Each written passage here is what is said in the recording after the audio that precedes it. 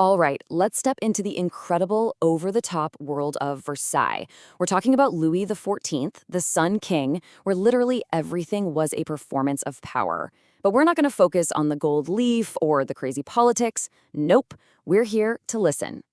See, at the Sun King's court, music wasn't just, some pleasant background tune. It was so much more than entertainment. It had a job to do, a very, very serious job. And this right here, this is the key. You have to get this to understand everything else. Music wasn't just art, it was a tool. Think of it like a weapon, as powerful as an army or a political treaty, all of it designed for one thing: to broadcast the king's absolute power and glory to the world. So this whole story really revolves around two guys. On one side, you've got the man himself, King Louis XIV. This is a king who didn't just rule, he performed it. I mean, he literally danced in ballets dressed as a sun god. And then on the other side, you have Jean-Baptiste Lully. He's this incredibly ambitious composer, an Italian immigrant, who becomes the guy to write the soundtrack for the king's power. And let me tell you, what these two created together, it would completely change the game. So let's zoom in on Lully for a second, because his story is just wow. This guy shows up in France from Italy as a teenager. He's the son of a miller, for crying out loud. He starts out as a pretty good dancer. So the big question is, how on earth does he go from that to becoming the most powerful musician in the entire country? Well, he did it with a combination of pure genius and being absolutely ruthless. Look at this timeline. It's just a masterclass in climbing the ladder. 1653, boom. He gets his foot in the door with a royal job. By 61, he's running all the chamber music. A year later, he's a full-blown French citizen. But the checkmate move, that comes in 1672. He uses his close ties to the king to snatch up total monopolistic control of the Royal Academy of Music. And if you want to understand just how much power that gave him, look no further than this royal patent. This piece of paper wasn't just a license to put on some shows. Oh no, it was a weapon. It basically said that nobody, and I mean nobody, in France could put on a plate with more than a couple of singers or instruments without getting Lully's personal okay. This was an absolute monopoly. He even shut out his old partner, the famous playwright Molière. Lully wasn't just a composer anymore. He was a musical dictator. So what kind of person was this guy? Well, it's complicated. On the one hand, he was a brilliant organizer, a total perfectionist who got incredible results from his musicians. But on the other hand, he had a legendary, violent temper. We're talking he would literally hit performers if they messed up. He could be incredibly charming when he wanted something, but deep down, it was all driven by this shameless, completely ruthless ambition.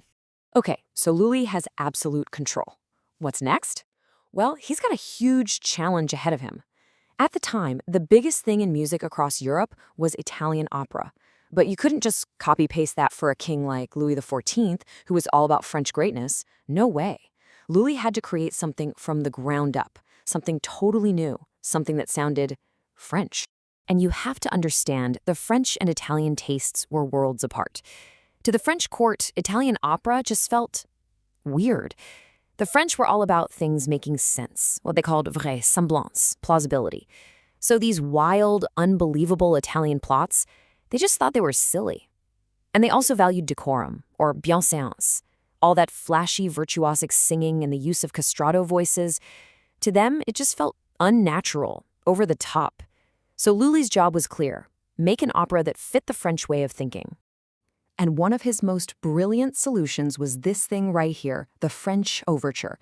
This wasn't just a small tweak. This piece of music he invented would become the gold standard for how you start a grand piece of music for the next 100 years. It was basically the musical signature of French power. And the way it's built, it's pure political theater. It kicks off with a slow, grand, kind of majestic rhythm. It's meant to sound exactly like the king's royal procession. So when you heard this music, it was like the king himself was walking into the room. In fact, audiences were expected to get on their feet, just as if he were really there. And only after all that ceremony does the music switch gears, bursting into a fast, exciting part to get you pumped for the drama. It's not just music, it's ceremony transformed into sound. But Lully was doing more for the king than just writing fancy opening numbers. His operas got way more personal. They could act as a kind of sophisticated court propaganda, sending coded messages. And there is no better example of this than his masterpiece from 1676, an opera called Addis. Now, just stop and think about this.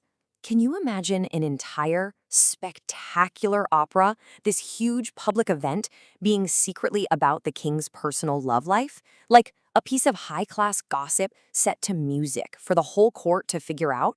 Sounds wild, right? Well, with Addis, the answer was a big fat yes. So here's the deal. On stage, you've got this goddess, Cybele, who's in love with a mortal guy named Aetes. But Aetes is in love with someone else, a nymph named Sangaride. Now, everyone at court knew exactly what was going on. Cybele, that was the king's powerful and super jealous mistress, Madame de Montespan.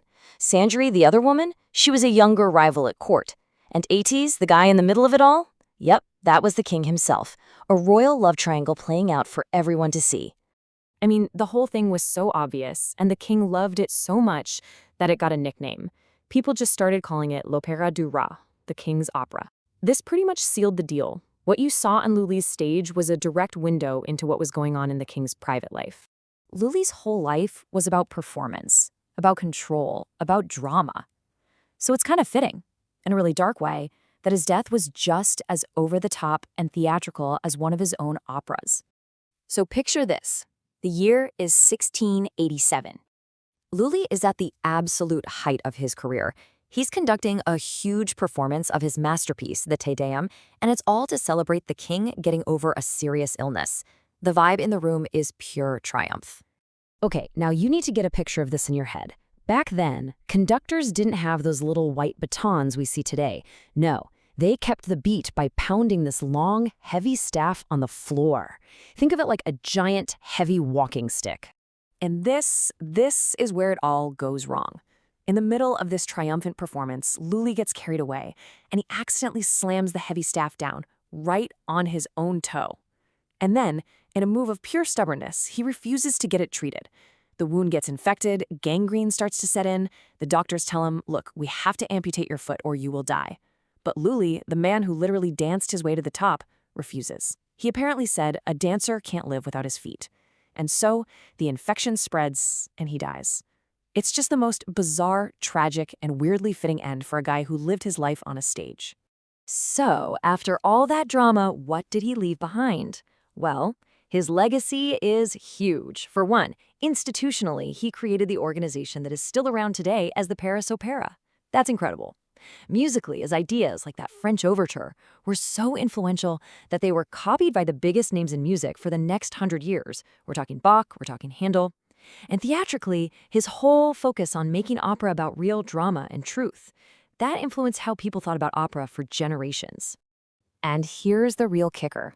This whole incredible machine of music and power that Lully built, it was all in service to an absolute monarchy, a political system that was destined to fall apart. But the music lasted. It always does. And that's the fascinating thing, isn't it? Art that's created to be a weapon, a tool of political power, can end up outliving that power and just become beautiful. It really makes you think, right? Next time you listen to a piece of classical music, are you just hearing a beautiful melody? Or are you hearing the ghost of a king's ambition?